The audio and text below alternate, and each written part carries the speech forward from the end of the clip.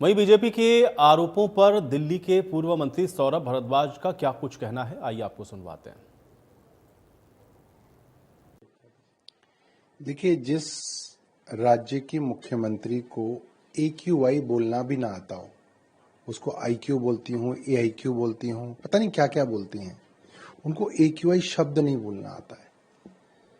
जिनको ये नहीं मालूम कि यमुना में प्रदूषण कैसे कम होगा, यमुना में एंटी फोमिंग एजेंट का छिड़काव करने के बाद वो कहते हैं कि हमने यमुना में प्रदूषण खत्म कर दिया।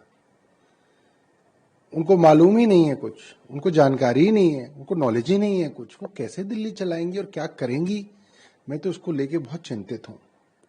जिस डिफोमिंग एजेंट को हम छिड़काव करते थे, उसके लिए प्रवेश वर्मा और पूरी भारतीय जनता पार्टी कहती थी जहर मिला रहे हैं। अब आप वही केमिकल टेंडर लेके मंगा रहे हैं और आपने बोल दिया कि इससे हमने यमुना का प्रदूषण खत्म कर दिया। तो हमें इनसे कोई बहुत उम्मीद नहीं है कि ये कुछ कर पाएंगी, क्योंकि समझ नहीं है, नॉलेज नहीं है, वो कंटेंट नहीं है। सरकार झूठ बोलती है। सरकार ने कहा कि हम दिवाली के बाद आर्टिफिशियल रेन करा के सादा प्रदूषण ठीक कर देंगे। क्या हुई आर्टिफिशियल रेन? नहीं हुई। मेरा सवाल यह है, अगर आप आर्टिफिशियल रेन करा सकते थे और आपने वादा किया था, तो आपने क्यों नहीं कराई? क्या आप चाहते हैं कि लोग बीमार हों? प्राइवेट अस्पतालों में जाएं। मैंने पहले भी कहा, सरकार की प्राइवेट अस्पतालों के साथ साठगांठ है। मुख्यमंत्री लगातार प्राइवेट अस्पतालों के इनॉग्रेशन करती हैं।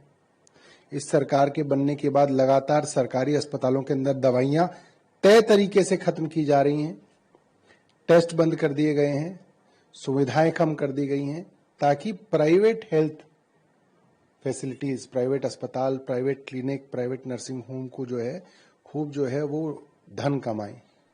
पटाखों की भी एक बड़ी लॉबी है, करोड़ों रुपए का उनको फायदा हुआ है। उस फायदे को उन्होंने किस किस के अंदर बांटा है? कैसे ऐसा हुआ कि ग्रीन क्रैकर्स के अलावा भी क्रैकर्स बिके? इसका मतलब वो लॉबी जिसने अरबों रुपए के पटाखे बनाए थे, उसका सरकार पर दबाव था कि ये बिकवाइए। क्योंकि पुलिस की मौजूदगी में अगर इस तरह से हो रहा है